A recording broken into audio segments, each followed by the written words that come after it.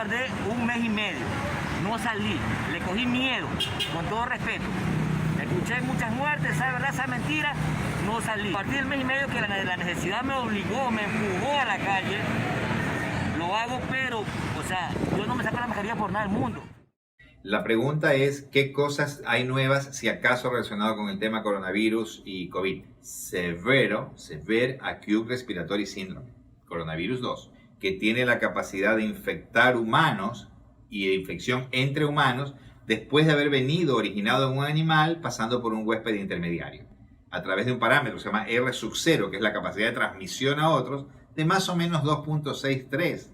Esto hizo que se generara una pandemia. Yo te transmitía a ti el virus y tú tenías la posibilidad de desarrollar síntomas entre 1 a 14 días después de que yo te haya transmitido el virus. Ese periodo se llama periodo de incubación. Hay síntomas clínicos que básicamente son respiratorios, musculoesqueléticos o gastrointestinales. Muy frecuentemente puedo nunca desarrollar un síntoma clínico. Eso se llama asintomático. Tomando en cuenta, en principio, los síntomas respiratorios, se clasificó la severidad de este cuadro. Porque habían personas que tenían solo afectación de la vía aérea superior y no pasaba mucho, acompañado de síntomas musculoesqueléticos y digestivos, dolores musculares, artralgias, diarreas, mientras no hubiera tenido un compromiso pulmonar que hablaría de infección respiratoria baja severo, no pasaba nada, porque era un COVID con manifestaciones leves. Una vez que este COVID afectaba al pulmón, ese compromiso por COVID se llama neumonía por COVID, disnea o sensación de falta de aire y aumento de la frecuencia respiratoria, lo que se llama taquipnea. Y eso ya hacía que el COVID no fuera leve, fuera moderado.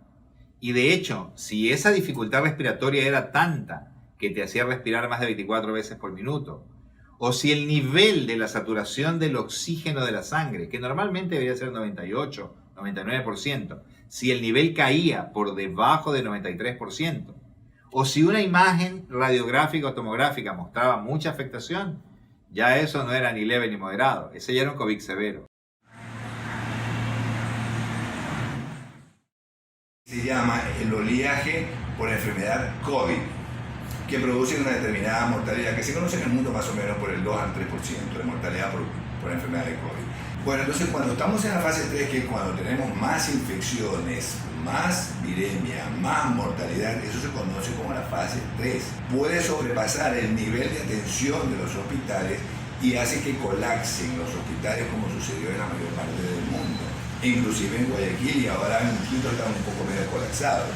Pero hay otro oleaje, que es los pacientes no COVID, que también tienen urgencias, enfermedades respiratorias, enfermedades neurológicas, enfermedades cardiovasculares, enfermedades renales, etcétera, que tienen urgencias no COVID, que también agregan colapso del sistema de salud y también agregan mortalidad. Y hay un tercer oleaje, que son los pacientes que tienen enfermedades crónicas, como los pacientes que están en diálisis, los pacientes que tienen enfermedades reumatológicas, que necesitaban atención, seguimiento médico, y estos pacientes dejaron de venir al hospital y murieron muchas veces en su casa.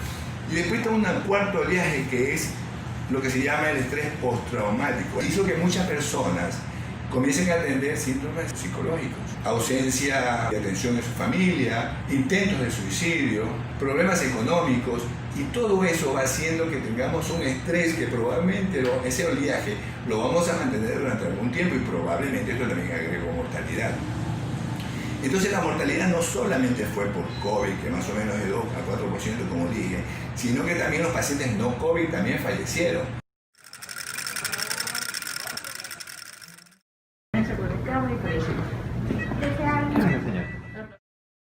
Justo el día de la pandemia es cuando inicié mi momento de coordinadora de emergencias. Fue nuevo para mí y para todos. Todo era una incertidumbre, porque este es un tema de una enfermedad ocasionada por un virus que realmente no era conocido en ese momento. Y habíamos escuchado algo de lo que había ocurrido en otro país. Y fue un momento muy difícil, pero todos pusimos parte de cada uno y aquí estamos. Llegó un momento que no nos abastecíamos y no podíamos atender a todos, ¿no? Creo que psicológicamente fue terrible. Fue una situación sumamente apremiante, tanta gente que al mismo tiempo se enfermaba, Muchos de los pacientes los manejamos en casa, eran días muy largos de múltiples mensajes, inclusive de llamadas, de escribir, de mandarle WhatsApp, tomarle fotos, me acuerdo las recetas. Y luego obviamente aquí en los hospitales, junto con la gente que hacía más que nada intensivos, veíamos en conjunto, ¿no? Gran cantidad de pacientes estaban abarrotados, las clínicas, tratamos de tomar las mayores medidas del caso. Y yo creo que esto a la larga, al inicio, nos llevó obviamente a una alta mortalidad. Una vez que luego ya se aprendió poco a poco, a finales de mediados de abril, de más o menos cómo tratarlo, de dar estas drogas antiinflamatorias y dar anticoagulantes, definitivamente disminuyó obviamente el riesgo de la mortalidad. Seguimos con los mismos tratamientos. La hidroxicloroquina y esto está hoy día muy cuestionada. Sin embargo, desde el punto de vista observacional, vimos de que muchos pacientes le dábamos hidroxicloroquina con acitromicina y en cuestión de 24 a 48 horas los pacientes sentían mejoría. Dependiendo del examen de laboratorio, de que se vio unas pruebas de inflamación y de coagulación elevadas, dábamos también meticorten o cortisona. Y yo creo que eso definitivamente es lo que hizo que disminuya. La pregunta dirigida de que si hay algo nuevo, básicamente la medicación es lo mismo. Hay dos drogas nuevas, la una se llama Remdesivir, que es una droga intravenosa, y el otro el Afavipivir, que es una droga rusa, que obviamente todavía no se la ha comercializado, pero básicamente algo nuevo en relación a la enfermedad en lo más mínimo.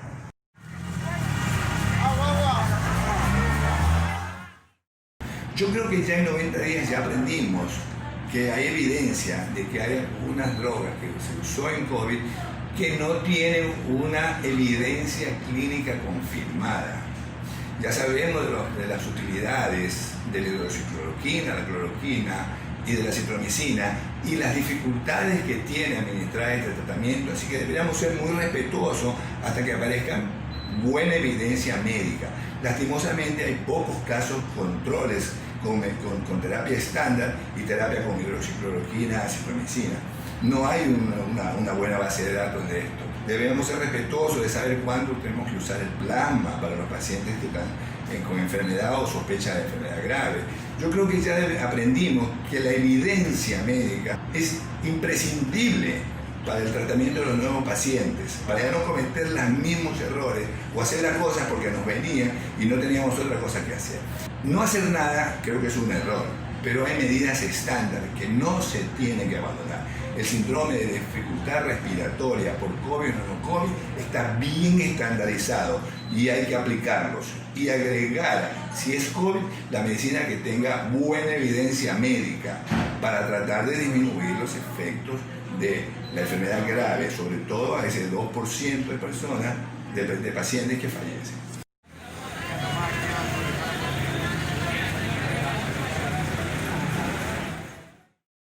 ¿Qué cosa es destacable?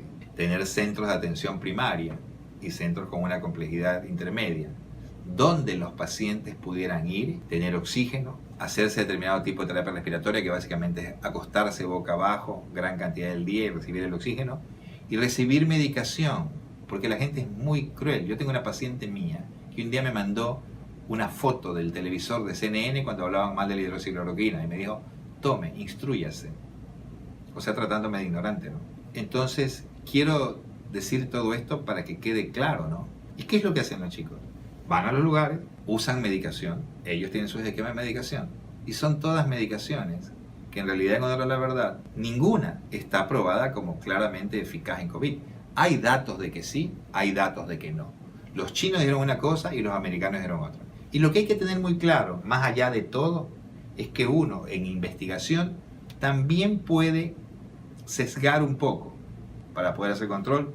Siempre detrás de todo esto, siempre hay intereses fuertes. Se posiciona un medicamento X, Y o Z y esto mueve la bolsa. Nosotros, ecuatorianos, tenemos una tendencia en general a ser acomplejados. Lo digo a título personal. Entonces no procedemos hasta que no se nos diga de tal o cual manera. Pero en esta pandemia sí tuvimos una opción, porque tuvimos que tratar de salvar gente. Tomaron decisiones médicas que podrían ser muy criticables. Y no estoy hablando de que esto se trate de buenos o malos. Estoy hablando de que hay que hacer cosas y la está haciendo gente pensante. Ese cambio de la terapia intensiva inexistente a un lugar básico donde los pacientes tuvieran oxígeno y tuvieran cierto control y ciertas medicinas, cambió la cosa. Porque ¿sabe lo que pasaba? Que la gente se aprovechó. Entonces yo veía pacientes por teleconsulta y decía, requiere oxígeno. Y el pobre cristiano no tenía dónde ir a tomar oxígeno. Si cuesta $100, se lo vendían en 1.200. Y todo el mundo abusó, porque obviamente en situaciones como estas es cuando nos dejamos ver lo más perverso que somos. La estructura municipal, por lo menos, que yo resalto, no soy partícipe de ellos, nunca me han llamado a participar, la conozco porque son médicos amigos y entiendo lo que hicieron, estuvo correcta. Allí estuvo el tema, en el cambio de frente, de querer tener terapias intensivas que no tenemos, donde los pacientes llegaban críticos y a morir, versus establecer estas estructuras primarias donde se puedan asistir los pacientes con lo básico. Para la gente que usufructó tanto de los oxígenos, para la gente que se enriqueció con toda la desgracia ajena, que les quede claro que esas muertes, muchas están condicionadas porque la gente no accedió a lo que debió acceder y que constitucionalmente le correspondía acceder. Pero hubo que ver cómo es que había que hacer el esquema. No enloquecerse buscando camas de terapia intensiva y queriendo pedir regalados, prestados o donados respiradores, lo cual está bien. Ojalá tengamos mucha más camas, porque se entiende que debe haber un número de camas por cantidad de población, pero así debe ser. Lo que sé es que no la cumplimos. Pero cuando cambió el frente de la cosa, la situación también cambió. Y estamos hoy, gracias a Dios, mejor. Relacionado, Político en toda parte del mundo. de la alta gama, todo. Así es. Horrible. Te podría contar una experiencia personal, trabajando como médico de primera línea aquí en la atención de emergencia, teniendo como paciente a mi madre infectada por el virus, tener el estrés de estar atendiendo pacientes infectados y también un familiar tuyo, eso te genera mucha ansiedad. Venir a trabajar con la preocupación de que tu familiar, en este caso tu madre, se puede empeorar o agravar, sabiendo las características y el comportamiento agresivo del virus, fueron momentos difíciles de tensión.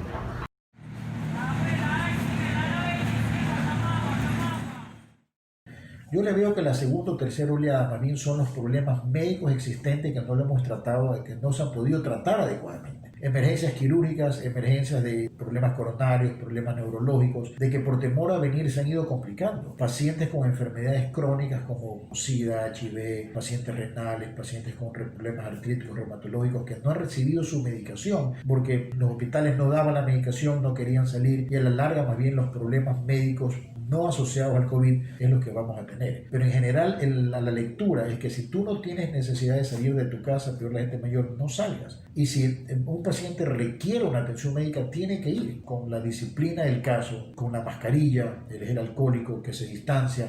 Hoy en día en los consultorios médicos estamos dando citas mucho más espaciadas para que no haya contacto entre una y otra persona, de que cada vez que entra obviamente se le toma la temperatura, se le da gel alcohólico, lavado de manos, no debería haber problema. Pero hay patologías que tú las tienes que examinar, no todo lo puedes manejar solamente por WhatsApp o por telemedicina.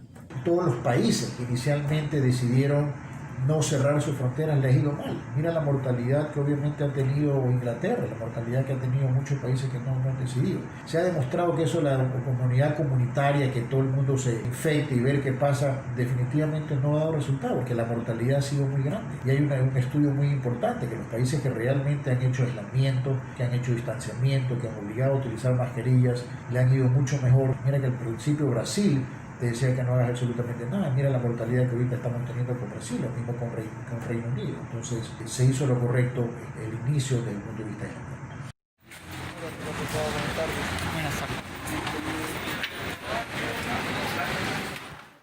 No hay que hacer cuarentena de la población sana. El tema de la cuarentena estuvo bien en el momento en que colapsó el sistema, porque ahí sí había que hacer cuarentena, no había otra forma de parar la incidencia de la aparición de nuevos pacientes. Lo del aislamiento, esto debió haberse hecho. Los pacientes sospechosos deben estar aislados. Los pacientes enfermos en cuarentena o los directos. Y el distanciamiento se hace para los pacientes sanos, no para los enfermos, no para los sospechosos. Entonces la cuarentena lo que hizo es que un poco afectó a la economía, porque la salud también colapsó porque tuvimos miedo, tuvimos pánico. Aumentó la mortalidad porque había gente que no quería venir, el famoso segunda o tercera oleaje. Y lo que sí tenemos que mantener es el respeto a la enfermedad. Creo que eso también fue un problema, porque nos faltó un poco de educación, nos faltó un poco normas, de respetar las normas. Y cuando uno ve lo que pasó en Suecia, por ejemplo, o Noruega, o los países nórdicos, en donde no hicieron estas cuarentenas tan estrictas, su mortalidad no fue diferente a lo que sucedió en los países en que hicieron medidas muy estrictas. Pero yo creo que eso estuvo diferenciado porque son personas muy cultas y muy respetuosas. Nosotros los sudamericanos somos como los italianos, que lastimosamente la gente en la cuarentena, cuando se dispuso cuarentena, se fue a la playa y se fue a tener reuniones. Nosotros tuvimos reuniones en Guayaquil que no debieron haberse hecho. Yo creo que no hubo respeto. Curiosamente, si bien quisieron hacer esta inmunidad para todo el mundo, esta inmunidad general, digamos, ¿qué han conseguido? Que 5% de las personas tengan lo que se llama cero prevalencia. En España e Italia, 6-7% de la población es la que ha conseguido cero prevalencia. ¿Qué significa esto? El sueño que teníamos todos. Uy, ojalá ya a todos nos dé, aunque sea poquito sintomático, para tener anticuerpos. Bueno, no. Los anticuerpos, la prevalencia de haber convertido de negativo a positivo la inmunoglobulina, lo cual de momento denotaría inmunidad, no es más de 5-7% según los países. Entonces esto es sorprendente, en un lugar que los liberaron a que así fuera. Entonces este virus sí tiene cosas por definir que uno no puede contestar, y esta es una. ¿Cuántas personas se han probado en la comunidad para poder inferir que esa muestra está denotando la verdad del universo total? Yo a nivel ecuatoriano no los conozco. Lo que está es la referencia muy puntual del tema Suecia, donde no más de 5-6% de los pacientes han tenido cero prevalencia, a pesar de haber sido liberados a que tuvieran la infección si así fueran, porque no tomaron o no se pusieron en el punto de las medidas de recaudo extremas que el resto del planeta tomó. No. Qué loco, tengo 2 horas leyendo. Cuando fue ingresado al área de cuidados intensivos, estuvo mucho tiempo. Cuando lo estuvaron, para nosotros fue una felicidad inmensamente grande ver recuperado a nuestro doctor. Lastimosamente también perdimos a un médico que realmente también era muy bueno, lo queríamos bastante y lo perdimos. Eso también fue bien marcado para nosotros acá. Y nosotros atendimos a pacientes en casa. Entonces tuvimos un caso, un paciente que realmente muy delicado, le faltaba el oxígeno, estuvimos mucho tiempo con él y gracias a Dios salió. Entonces eso para nosotros fue una satisfacción. Yo siento que ahorita que estamos en amarillo, mucha gente se está relajando demasiado. Muchas reuniones estoy viendo que existen, que se dan. Probablemente la gente no ha hecho conciencia de la cantidad de muertos que hemos tenido en Guayaquil, alrededor de 12.000 personas a nivel del mundo. Y ahorita hay más de 8 millones de contagiados y 500.000 muertos en el mundo. Es verdad que si uno lo compara con otras enfermedades, la letalidad es mucho mayor. Pero es claro de que uno debe de cuidarse, más aún ahora, cuando hemos tenido la suerte de tener gran cantidad de días sin defunciones, es cuando más nos debemos de cuidar, porque si la gente se relaja, vamos a tener otro brote y vamos a tener complicaciones futuras. De que los seres humanos somos muy lábiles, de que esta vida es prestada, cuánta gente se había cuidado por otras patologías y había salido y te da este virus y obviamente te da a fallecer. De que en general debemos cada tiempo, en momento, aprovechar las cosas lindas que nos da la vida, de la unión de la familia, de prestarle atención a cosas más importantes, porque tú ves que de un momento a otro te confinas en una casa sin poder salir y con riesgo a que te dé una enfermedad con un alto riesgo de mortalidad.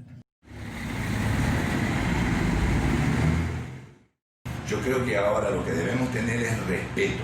¿Respeto qué significa? Educar a la población, para que la población mantenga aislamiento si es sospechoso, distanciamiento social en los colectivos, los supermercados, los almacenes de víveres, y sobre todo las medidas de protección que están bien probadas.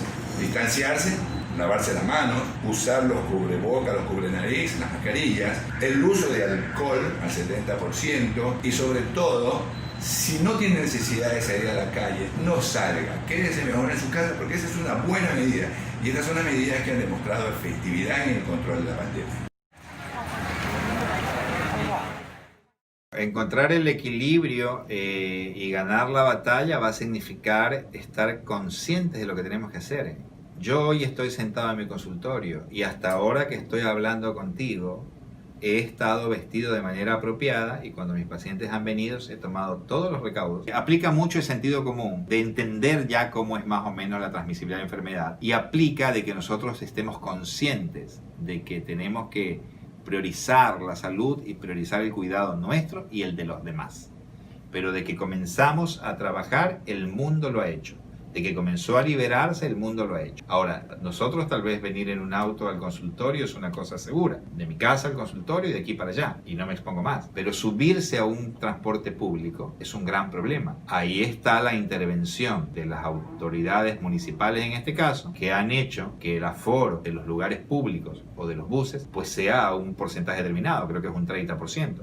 Dios quiera, la gente entienda que eso es correcto y lo respete. Pero ahí ya viene el tema de nuestra idiosincrasia, de nuestras necesidades básicamente. Porque todos tenemos que salir a trabajar para ganarnos el pan. Y esta es la realidad. Es un tema difícil. ¿Quién tiene la solución? No la tiene nadie. Reglamentaron la cuarentena, perfecto. Reglamentaron el aislamiento, el color de los semáforos. Eso es lo que al final del día va a lograr aplanar la curva de la pandemia. Que en Guayaquil, hasta donde yo veo, parecería haberse controlado. Pero también uno tiene referencias de otras provincias del país que parecen estar incrementándolo. Pero hay que ser prudente. Hay que mantener la guardia en alto, entender de que uno tiene que estar con su mascarilla en lugares públicos, entender que uno no puede tener cierta aproximación en el contacto, y entender que el aseo de manos es fundamental.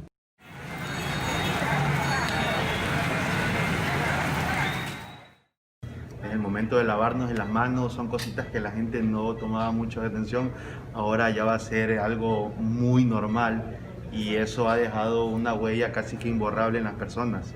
El aseo de las manos, ahora vamos a usar mascarillas, tomar distanciamiento, ya no va a ser solo porque tosen, sino porque nos va a ayudar a evitar muchas otras patologías. Entonces sí nos va a dejar una enseñanza grande el tema de la pandemia. En esta pandemia la gente aprendió a convivir más, ¿no? Ese es el principal, en familia. Vivir la vida al máximo.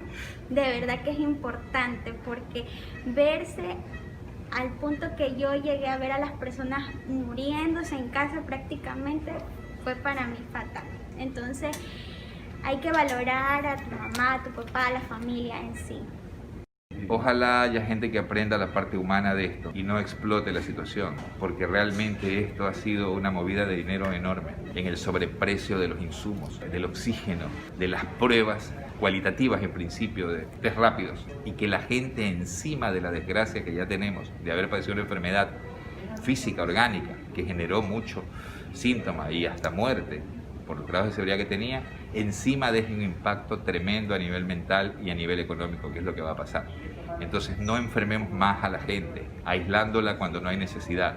Vayamos a leer y vayamos a aprender bien qué es lo que hay que hacer para no tener a pobre gente que anda con una inmunoglobulina M positiva todavía aislada, o gente que tiene un PCR de la nariz a la semana cuarta o quinta y siguen aislados como que fuera el día 1. Son temas médicos que es que no quiero perder nunca la oportunidad de poder comentarlos porque son los que más daño están haciendo. Entonces todos aprendimos cosas. Nosotros teníamos una responsabilidad, actualización, y eso es lo que le pedimos a la gente, que no sea tan condenatoria, ¿no? Como hay un día una información X y mañana es Y y pasado mañana es Z, en una enfermedad que nadie puede manejar de una manera diferente porque está demasiado rápidamente activa, moviéndose. Ganamos como médicos, por supuesto que hoy estamos mejor preparados, el sistema está mejor preparado. Aquí los héroes de la película son ellos, y aquí se agregan los auxiliares de enfermería, se agregan las enfermeras, se agregan los técnicos de rayos, de imágenes, se agrega el personal de mantenimiento. Entonces esto es un hospital pequeño, pero que se vio desbordado porque recibió muchísimas emergencias de una enfermedad nueva, que de hecho en todo el mundo ha condicionado lo mismo. Todos tienen cosas interesantísimas, todos somos gente diferente antes del COVID que ahora. Ganamos todos como familia y ganamos nosotros en lo personal como médicos, con la gracia de Dios, con indicaciones que nosotros entendíamos eran las mejores en ese momento y con una muy buena asistencia médica y paramédica, las cosas muchas veces anduvieron bien. Pero en todo caso es súper destacable lo que toda esta gente ha hecho, que son, vuelvo a decir, y me encantaría, ojalá puedas concluirlo así, los verdaderos héroes de la película.